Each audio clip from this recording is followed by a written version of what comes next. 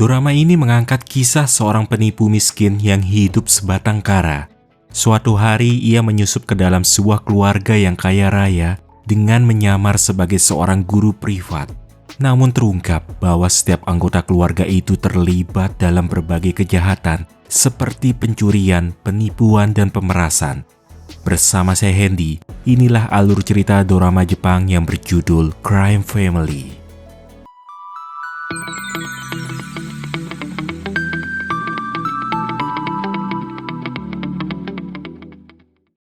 Cerita bermula memperlihatkan seorang pria yang harus melarikan diri karena dia ketahuan mencuri barang berharga milik anggota gangster.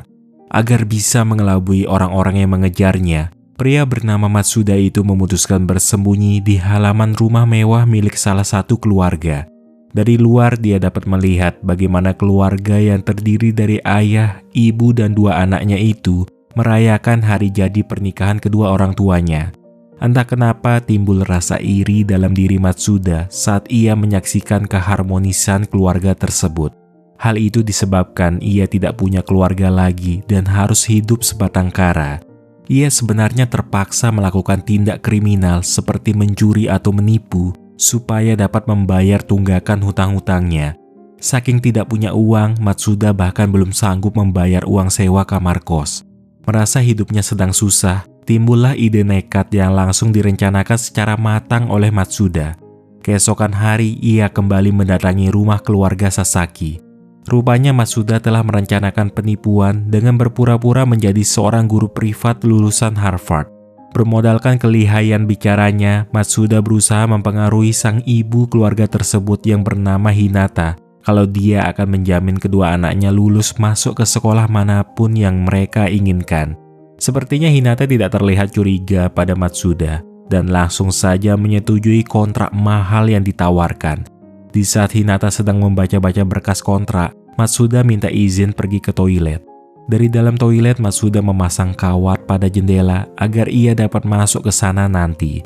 Sesuai rencana, ketika malam tiba, Matsuda mengendap-endap masuk ke rumah keluarga Sasaki melalui jendela toilet. Ia langsung bergerak cepat mengambil perhiasan dan beberapa barang berharga yang tersimpan di laci. Namun saat ia memeriksa laci di ruang kerja, Matsuda menemukan sebuah tas besar. Karena merasa penasaran, tanpa pikir panjang ia segera membuka tas tersebut dan alangkah kagetnya dia karena tas itu ternyata berisi uang dalam jumlah besar yang berlumuran darah dan juga ada sebilah pisau. Merasa panik, Matsuda yang ketakutan berniat pergi. Tapi dia malah tidak sengaja menjatuhkan patung yang seketika mengeluarkan suara alunan lagu. Matsuda sungguh tidak tahu bagaimana cara mematikan benda itu, sehingga ia memutuskan bersembunyi di balik gorden. Tak lama 4 anggota keluarga Sasaki pun keluar untuk memeriksa sumber suara. Mereka menduga kalau ada maling yang telah menyusup masuk ke rumah mereka. Matsuda yang mengintip melihat putri sulung keluarga Sasaki yang sepertinya tahu dengan kehadiran Matsuda. Sebelum sang ayah memeriksa gorden tempat Matsuda bersembunyi, perhatian mereka teralihkan oleh suara teriakan si putri sulung dari arah kamarnya dan itu memberi kesempatan pada Matsuda untuk bisa melarikan diri. Belum setengah jalan, ia tiba-tiba ditelepon oleh Hinata yang memberi kabar kalau rumah mereka kemalingan. Jadi keesokan hari, Matsuda diminta datang bertemu dengan semua anggota keluarga Sasaki. Selain sebagai guru privat, ia rupanya ditawari pekerjaan tambahan untuk menjadi penjaga rumah di malam hari. Karena akhir-akhir ini di lingkungan mereka sering ada kemalingan. Apalagi mereka melihat CV yang ditunjukkan Matsuda kalau dia adalah pemegang sabuk hitam.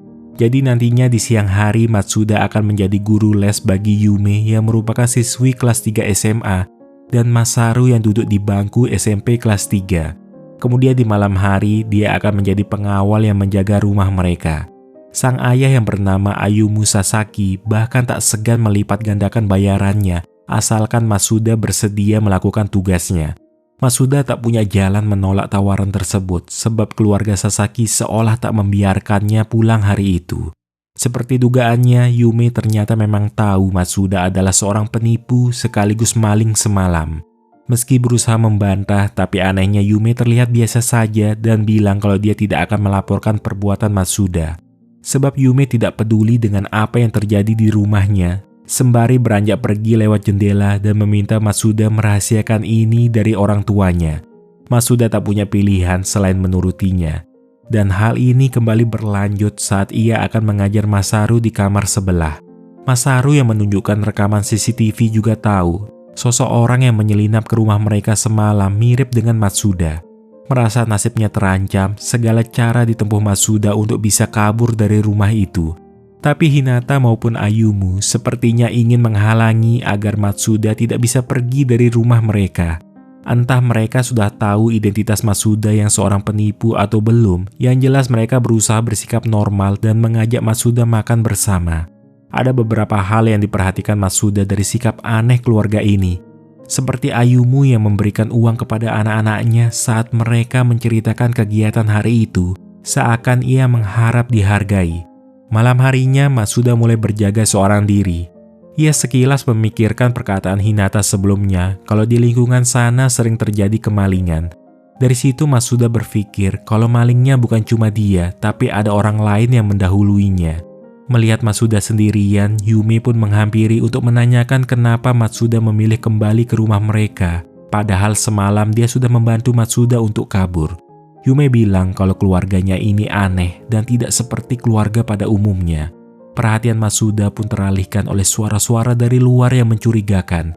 Ia bergegas memeriksa dan terkejut melihat ada orang misterius di sana, mengakibatkan dia terjatuh hingga pingsan. Keesokan pagi, Matsuda akhirnya terbangun dan sudah ada Yume di sana. Tapi yang lebih membuat Matsuda terkejut karena orang misterius semalam yang dilihatnya juga ada di sana. Yume pun menjelaskan kalau pria bernama Wada itu merupakan sugar daddy-nya.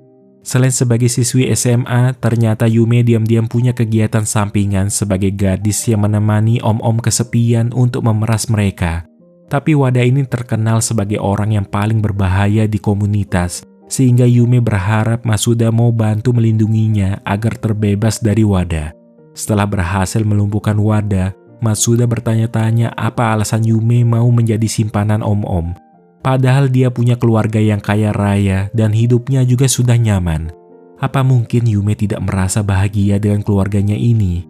Hal itu membuat Matsuda teringat pada kehidupannya dulu yang semasa kecil pernah dititipkan oleh ayahnya sendiri di panti asuhan.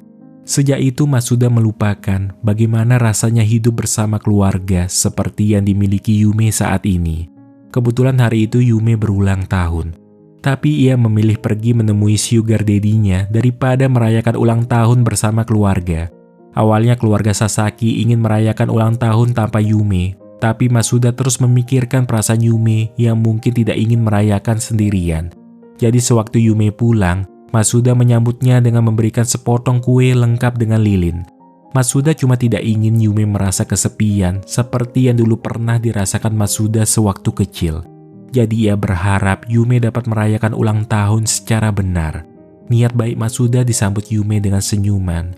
Tapi hal itu tak cukup membuatnya bahagia jika harus merayakan ulang tahun bersama seorang penipu. Tak berapa lama Matsuda lagi-lagi mendengar ada suara mencurigakan. Ia kemudian memeriksa lorong dan menemukan orang misterius yang berdiri di sana. Tiba-tiba saja orang itu bergerak cepat menyerang Matsuda hingga membuatnya pingsan. Ketika tersadar, Matsuda menemukan Masaru yang sudah berdiri di hadapannya. Sosok pencuri yang pernah dibicarakan Hinata sebelumnya ternyata adalah putranya sendiri. Dia telah biasa mencuri dari satu rumah ke rumah lain di malam hari dan tadi malam pun dia hampir saja ditangkap polisi. Padahal selama ini Masaru dikenal sebagai murid teladan, baik di rumah ataupun di sekolah.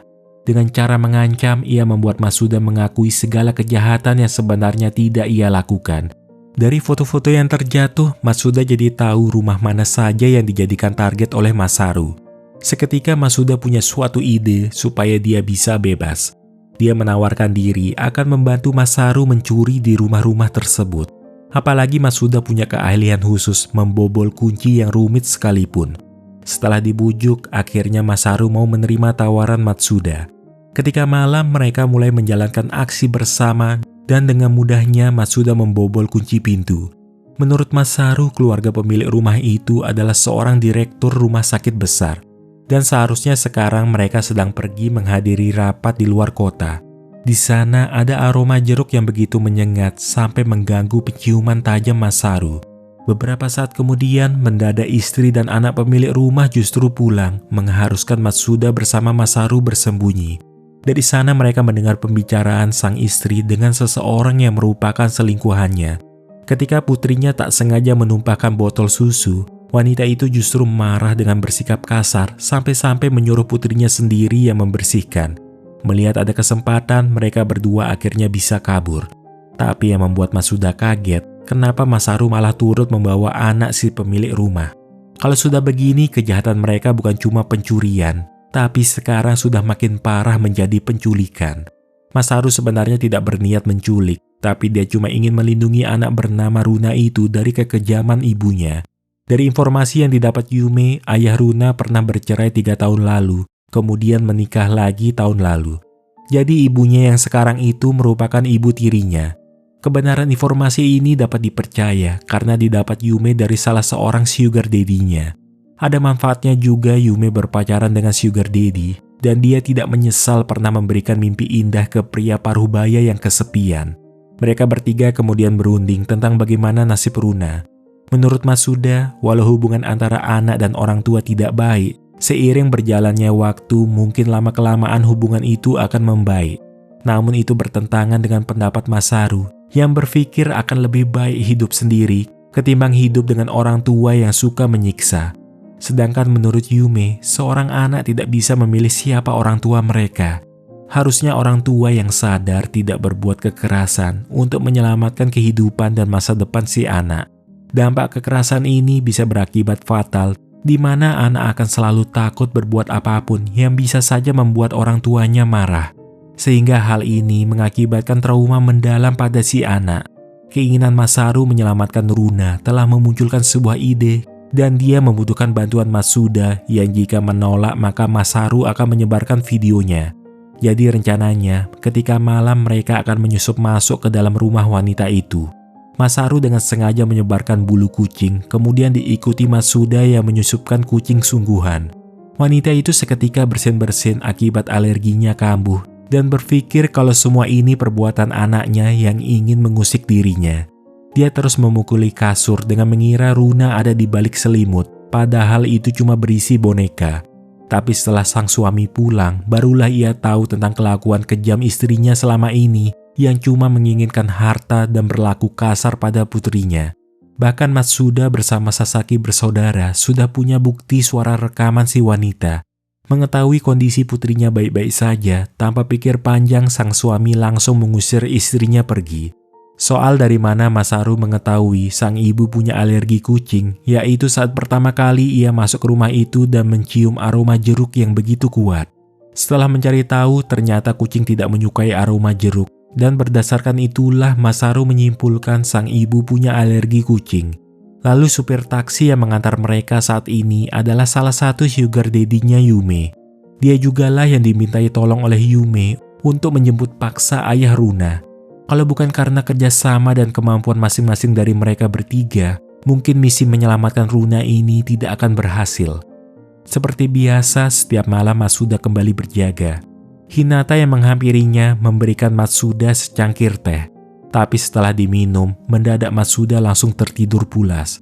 Keesokan pagi setelah ia terbangun, Matsuda menanyakan tentang minuman apa yang ia minum semalam. Dan Hinata bilang kalau minuman itu merupakan teh suci untuk memberikan efek relaksasi. Hinata ingin supaya Matsuda mau membantunya menjual teh tersebut. Tapi jika menolak, maka Hinata akan langsung berteriak kalau Matsuda itu penipu sekaligus pencuri.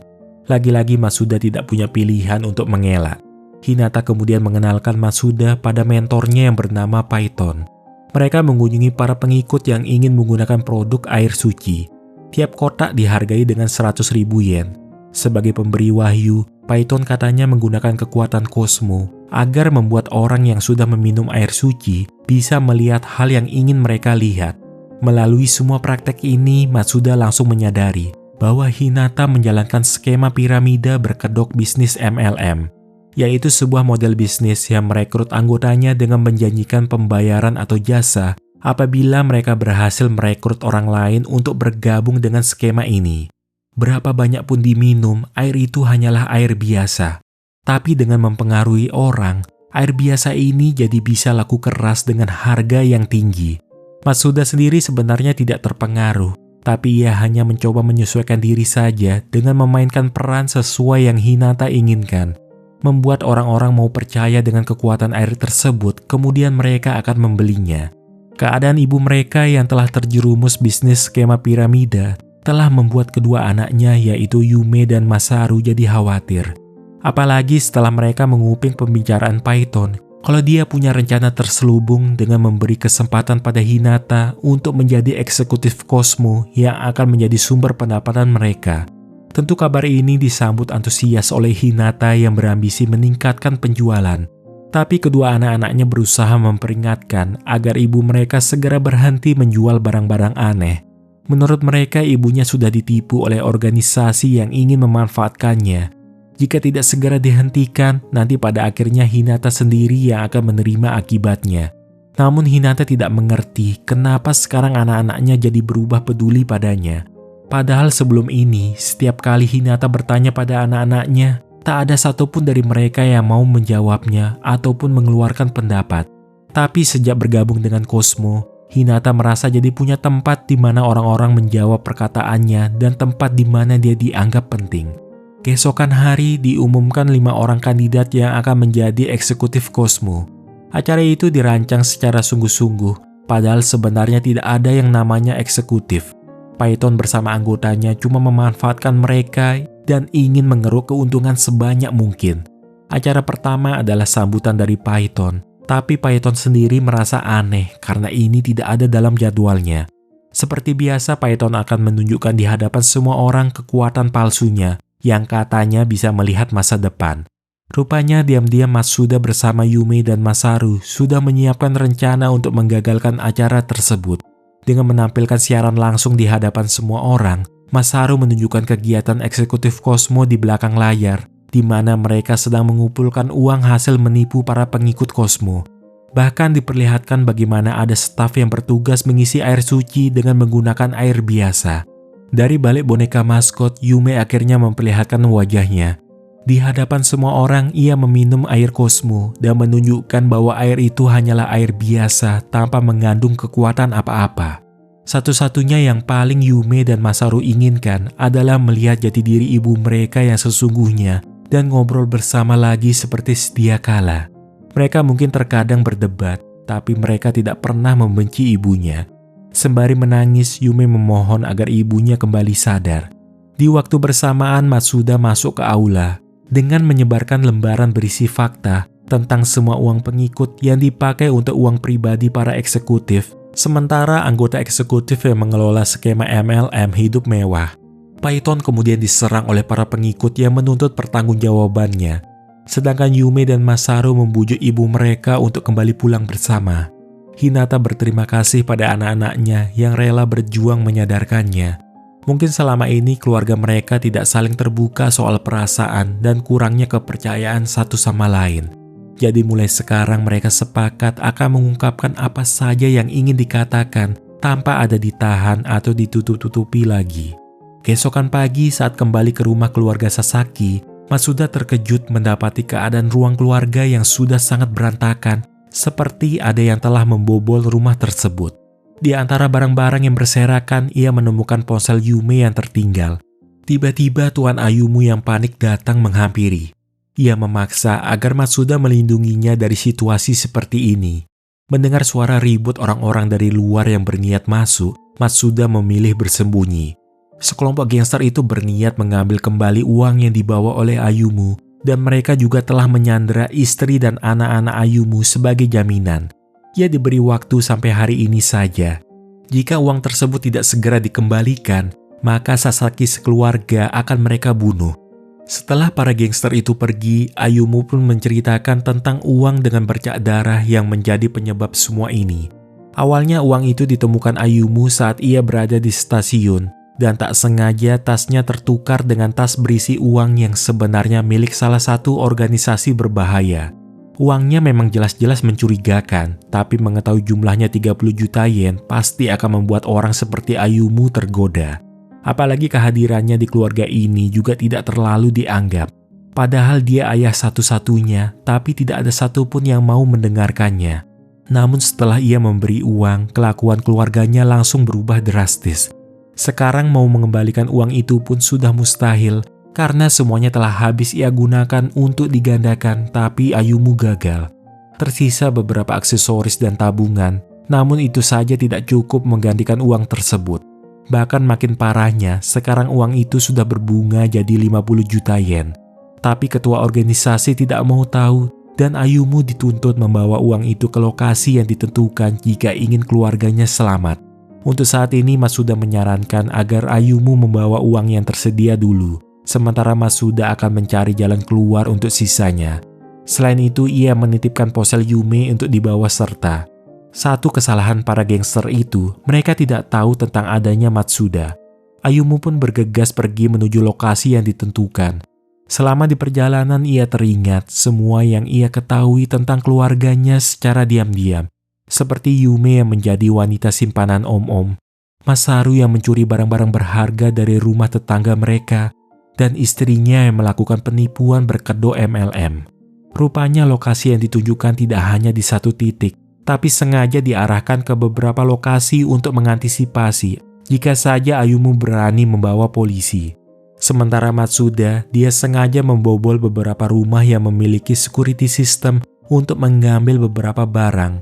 Tapi anehnya, barang-barang yang ia ambil itu bukanlah barang yang bernilai tinggi. Akhirnya Ayumu tiba di lokasi yang menjadi tempat keluarganya disekap. Ia meminta diberikan waktu sebentar lagi, tapi sepertinya para gangster tidak bisa menunggu lagi. Mereka cukup kecewa karena uang yang dibawa Ayumu jumlahnya tidak sesuai yang mereka harapkan. Hanya itu uang yang Ayumu bisa berikan, dan dia pun bersujud memohon agar keluarganya dibebaskan. Jika perlu, ia bersedia melakukan apa saja termasuk ditukar dengan nyawanya sendiri. Istri dan anaknya sungguh merasa tidak tega dan sedih melihat ayah mereka dipukuli secara kejam di hadapan mereka. Beberapa saat kemudian, Matsuda akhirnya berhasil menyusul ke sana. Ia membawa kantong berisi barang curiannya, kemudian memasukkan tangannya ke dalam jaket seolah ingin mengambil senjata. Para gangster pun segera mengantisipasi dengan mengarahkan senjata kepada Matsuda. Tetapi terdengar suara sirine yang menandakan polisi juga datang ke sana. Polisi awalnya memburu Matsuda, tapi malah mendapati para gangster yang juga mengarahkan senjata pada mereka. Semua anggota gangster pun ditangkap. Dari balik jaket, Matsuda mengeluarkan ponselnya yang sebenarnya terhubung dengan ponsel Yume. Dari sanalah ia bisa mengetahui lokasi tersebut dengan mendengar setiap pembicaraan antara Ayumu dengan si pelaku. Di setiap rumah yang dia bobol, tak lupa Matsuda menuliskan target selanjutnya supaya polisi dapat mengikutinya. Dengan begini, kasus dapat terselesaikan tanpa adanya korban jiwa. Pihak kepolisian yang menerima keterangan dari para gangster lanjut menyelidiki keluarga Sasaki yang dicurigai melakukan berbagai tindak kriminal. Mereka menduga kemungkinan insiden yang terjadi belakangan ini sudah direncanakan oleh keluarga Sasaki. Sementara di rumah, keluarga Sasaki dan juga Matsuda berkumpul kembali. Sang ayah meminta maaf atas segala kesalahannya selama ini. Dan mereka semua berterima kasih kepada Matsuda yang sudah banyak berjasa untuk keluarga mereka. Kalau bukan karena usaha dan pengorbanan yang dilakukan Matsuda, mungkin mereka akan tetap melakukan kriminalitas dan hubungan keluarga mereka tidak akan kembali harmonis. Sebagai ungkapan terima kasih, mereka berniat mengadakan pesta ulang tahun Matsuda bersama. Buat Matsuda, niat baik mereka itu sudah seperti impian yang menjadi kenyataan. Sebab selama ini, ia selalu merayakan ulang tahun sendirian, tanpa ada sosok keluarga yang menemaninya. Namun mendadak pihak kepolisian kembali mendatangi mereka. Kali ini polisi membawa surat perintah penangkapan keluarga Sasaki atas tuduhan penggelapan barang hilang yang dilakukan Ayumu, pelanggaran undang-undang pencegahan skema piramida yang dilakukan Hinata, penipuan dan pemerasan yang dilakukan Yume, dan yang terakhir pencurian yang dilakukan Masaru. Akan tetapi tiba-tiba Matsuda menodongkan pisau ke arah Masaru. Ia mengatakan bahwa semua tindakan kriminal yang dilakukan oleh keluarga Sasaki semua atas instruksinya. Dari memeras uang pria, membobol rumah, menjual mahal barang tak berharga, sampai penggelapan uang. Semua tindakan dan perkataan Matsuda yang terlihat meyakinkan membuat polisi menganggap Matsuda sebagai pelaku kriminal yang sebenarnya. Padahal semua itu cuma akting dan kebohongan Matsuda demi melindungi keluarga Sasaki yang baru saja kembali utuh dan sudah ia anggap sebagai keluarganya sendiri.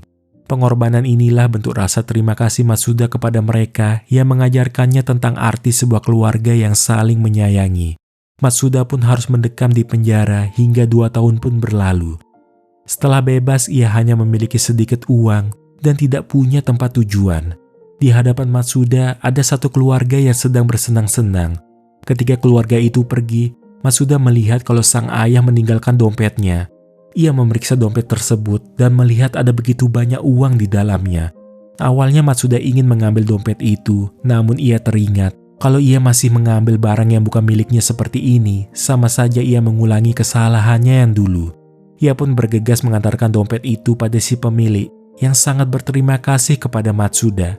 Di saat ia berpikir apa tindakannya ini sudah benar atau tidak, di sanalah Matsuda dihampiri oleh keluarga Sasaki yang memang secara khusus berniat menjemputnya. Apa alasan Matsuda berubah menjadi orang baik? Yaitu karena sekarang ia sudah punya keluarga yang mau menerimanya secara tulus. Cerita pun berakhir. Betapa menyedihkan jika seseorang tidak memiliki identitas diri yang jelas, bertanya-tanya sepanjang hidup mengenai dari mana dirinya berasal, kemana dirinya harus berpulang saat lelah menyapa, dan siapa orang terdekat yang bisa dijadikan sandaran. Sungguh beruntung seseorang yang masih memiliki keluarga utuh hingga saat ini. Dengan adanya keluarga, kamu tidak perlu merasa kebingungan atau kesepian menjalani hidup di dunia ini. Semoga cerita ini bisa memberi manfaat untuk kalian. Terima kasih dan sampai jumpa di kesempatan lainnya.